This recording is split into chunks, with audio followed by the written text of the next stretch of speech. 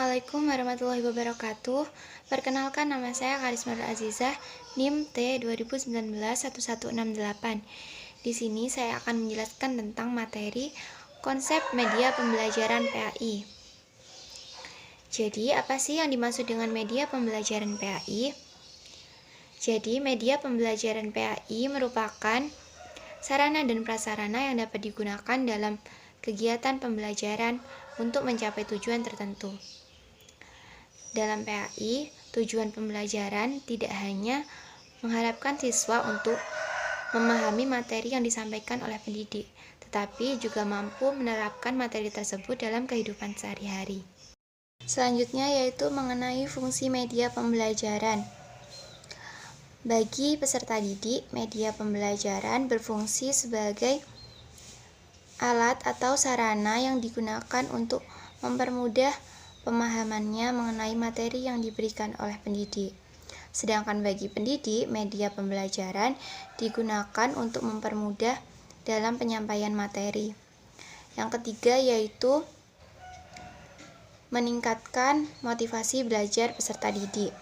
Yang keempat yaitu memudahkan komunikasi antara pendidik dan peserta didik. Dan yang terakhir yaitu memberikan pengalaman belajar yang lebih nyata.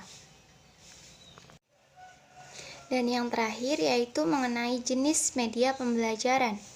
Seorang pendidik harus mampu memilih media pembelajaran dengan cara menyesuaikan dengan tujuan pembelajaran dan komponen pembelajaran.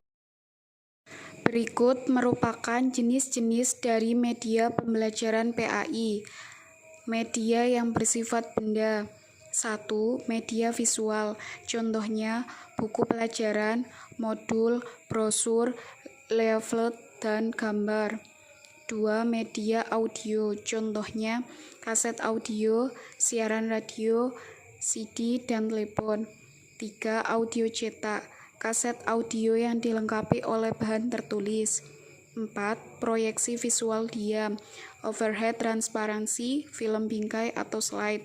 5. Proyeksi audio visual diam, film bingkai atau slide bersuara. 6. Visual gerak, film tanpa suara. 7. Audio visual gerak, film gerak bersuara, video NCD dan televisi. 8. Objek fisik, benda nyata, model dan spesimen. 9. Manusia dan lingkungan, guru, pustakawan, dan laboran. 10. Komputer, pembelajaran berbantuan komputer dan pembelajaran berbasis komputer. Media yang bersifat bukan benda meliputi 1.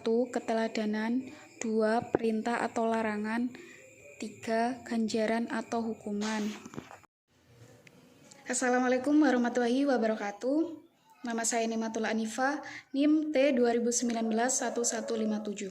Saya dari Prodi Pendidikan Agama Islam, Fakultas Tarbiyah dan Ilmu Keguruan, Institut Agama Islam Negeri Jember.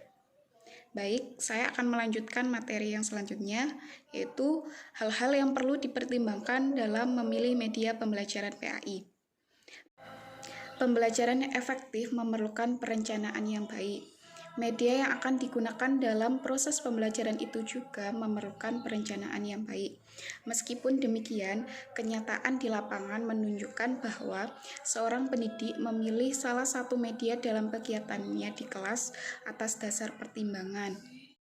Berikut dasar pertimbangan pendidik dalam memilih salah satu media dalam kegiatan pembelajaran. Yang pertama, pendidik merasa sudah akrab dengan media itu. Yang kedua, pendidik merasakan bahwa media yang dipilihnya dapat menggambarkan dengan lebih baik daripada dirinya sendiri. Yang ketiga, media yang dipilihnya dapat menarik minat dan perhatian peserta didik, serta menuntutnya pada penyajian yang lebih baik, terstruktur, dan terorganisir. Yang keempat, ingin memberi gambaran atau penjelasan yang lebih konkret.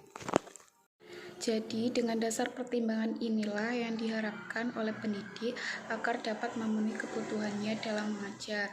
Beberapa faktor yang perlu dipertimbangkan, misalnya tujuan instruksional, karakteristik peserta didik atau sasaran, jenis rangsangan belajar yang diinginkan, keadaan lingkungan, kondisi setempat, dan luasnya jangkauan yang ingin dilayani.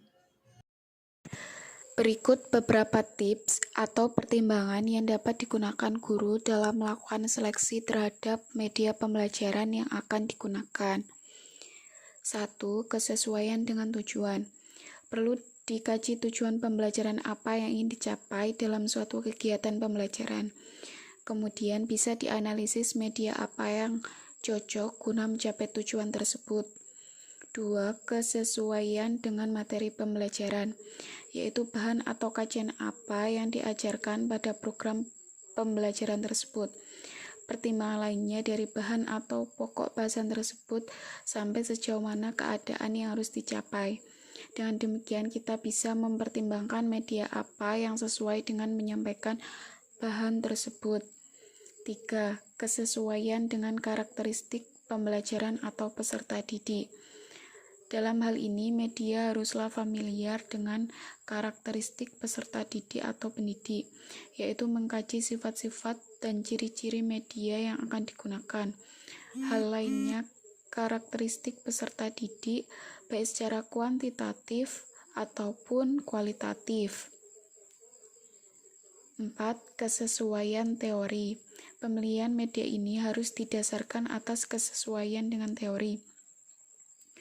Media yang dipilih bukan karena fanatisme pendidik terhadap suatu media yang dianggap paling baku, namun didasarkan atas teori yang diangkat dari penelitian dan riset sehingga telah teruji validitasnya.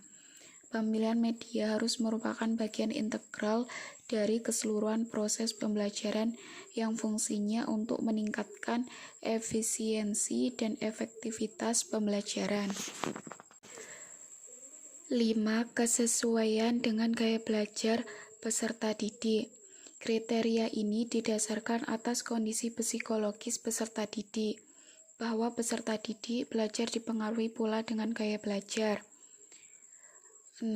Kesesuaian dengan kondisi lingkungan, fasilitas pendukung, dan waktu yang tersedia. Bagaimanapun bagusnya sebuah media apabila tidak didukung oleh fasilitas waktu yang tersedia, maka kurang efektif. Media juga terkait dengan unsur atau penggunaannya, dalam hal ini pendidik. Jika pendidik tidak memiliki kemampuan untuk menggunakan media tersebut dengan baik, maka akan sia-sia, begitu pula fasilitas lainnya.